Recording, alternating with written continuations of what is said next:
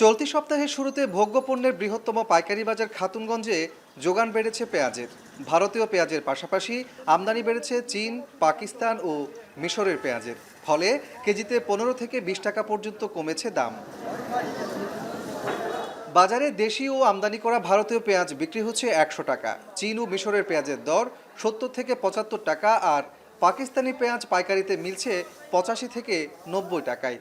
যদিও গেল সপ্তাহে বৃহত্তর চট্টগ্রামে আকস্মিক বন্যায় পরিবহন সংকটে পেঁয়াজের দাম 1 লাফে 20 টাকা পর্যন্ত বেড়ে যায়।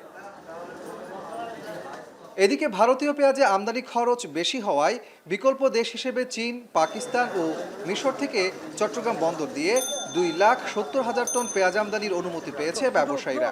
দ্রুত সময়ে এসব পেঁয়াজ বাজারে আসলে দাম আরও কমে আসবে বলছেন আমদানিকারক ও ব্যবসায়ীরা।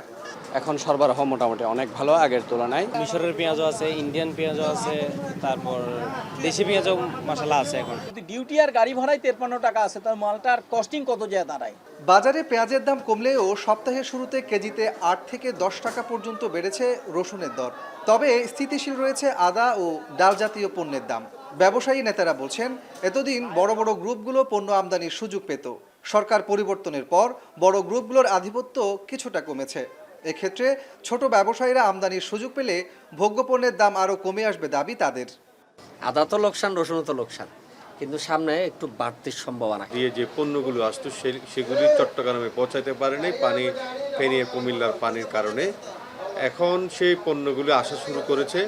পণ্যের যে দাম ঊর্ধ্বগতি ছিল সেটি অনেকটাই নিম্নমুখী। এদিকে দাম না বাড়লেও মশলা জাতীয় পণ্যের বেচাবিক্রি অর্ধেকের নিচে নেমে এসেছে দাবি ব্যবসায়ীদের। যদিও বাজারে এখন পর্যন্ত মজুদ থাকা পণ্য চাহিদার সাথে সামঞ্জস্যপূর্ণ বলছেন তারা। কাজী মাহফুজ, এখন, চট্টগ্রাম। কালার এক্সপার্ট, জর্জ স্যাপ এবং মাইল্ড অন হ্যান্ডস টেকনোলজি সমৃদ্ধ অরিক্স ক্রিস্টাল ওয়াশ আপনার লন্ড্রি এক্সপার্ট।